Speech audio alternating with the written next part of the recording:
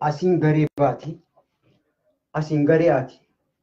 Garee A jala saa siinii fi swaadii jira. Garee B jala zaayi, zaa fi zaayi, zaalii fi vaa jira. Asitti garuu waa lamaatu bootaa jijjiirrate. Qubee lamaa bootaa ol jijjiire. Yaa'ii qabaniinsaa qubee lameen tun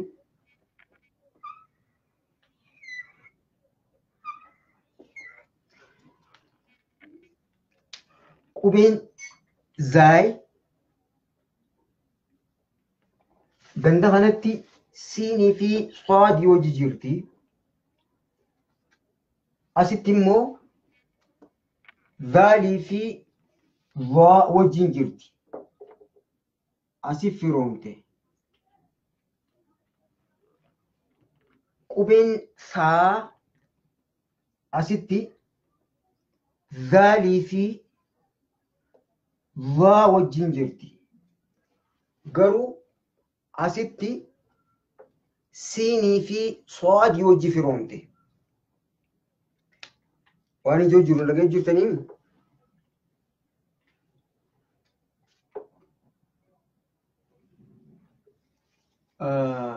seera kanaa barattoonni duraanii ni beekaa warri seera huruufaa makaarijal huruuf sirri baratanii ni beekaa. Bikkituun zaayi siinii fi swaad bakka isaan itti uumamanii malee sagalee miti. Tartiibni kun tartiiba akkaataa bakka isaan itti uumamaniiti. Qubeen zaayi siinii fi swaad akka takkatti uumamanii qubeen saa zaalii fi vaa akka takkatti uumaman.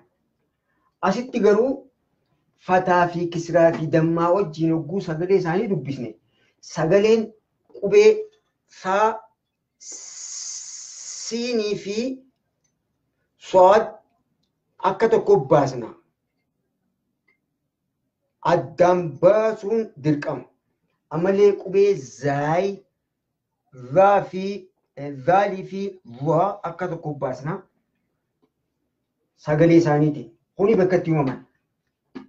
Akka itti uumaman qalbiin hordofu jirtanii warri qalbiin hordofu jirtan lakkoofsa takka. Seera kana siniimeetiin taa'umsa isii kana sirriitti siniimeetiin akkaataa taa'umsa kanaa bakka tana yoo beektan malee sagalee tana sirrii baasuu hin dandeessan. Lakkoofsa takka warri qalbiin ajila jirtan buna guyyaan dhugan qasu.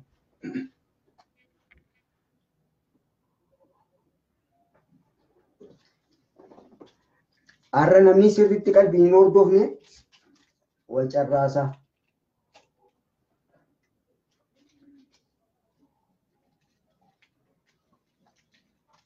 Akka mucaa xiqqaa gaafa kaan sheetichi summa jiin qaylkee duraa qabne summa mucaa summa ji summa way mucuma kanaan dadhabe.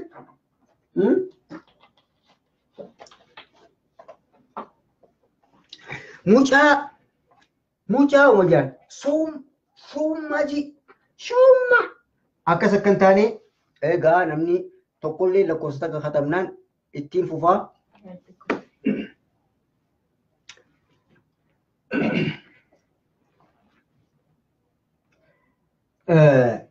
Qubeen sadeen tun fiinqee arraba keenyaa gaggottoonfateetiin jee amma dura hogguun tana lameen irratti himu.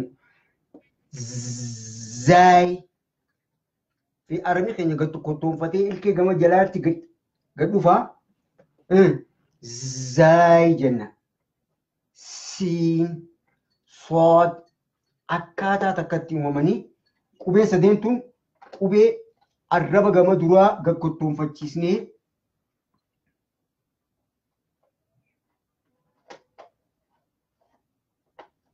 arrabni gama duraa gaggottoonfatee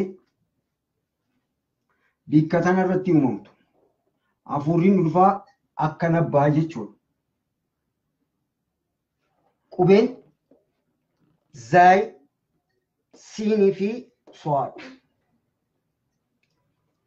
Qubeen tun ammaas qubeen saa, zaalii fi vaa jennuun arrabni keenya gama duraa fiinqii arraba keenyaa ilkeedhaan ilkee jalaa ilkee gama duraa ta jalaatii fi ta gubbaatiin walitti qabnee ilkee gama duraatiin fiinxaa arraba keenyaa walitti qabneeti kanuun kunis saa, zaal, va, saa, zaal, va. Ayyee egaa kun akkana hogguu ta'u bakki isaan itti uumaman laallee jirra. Bakki isaan itti uumaman laallee zaay miti, zaay, siin, so'aad. Isiin tun sagalee furdoo kanniti. Kunii fi kun akka tokko uumamanii bakka takkatti garuu kuni sagalee ayidiin teenya banaa taati, tuni idiin geengoo taati.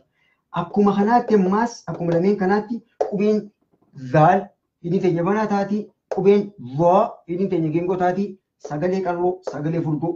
Jarri lameen kun akka sagalee walitti dhiyaattu. Qalloo fi furdoo adda baasnaa, kunillee qalloo fi furdoo adda baasa. Kun immoo kanarraa adda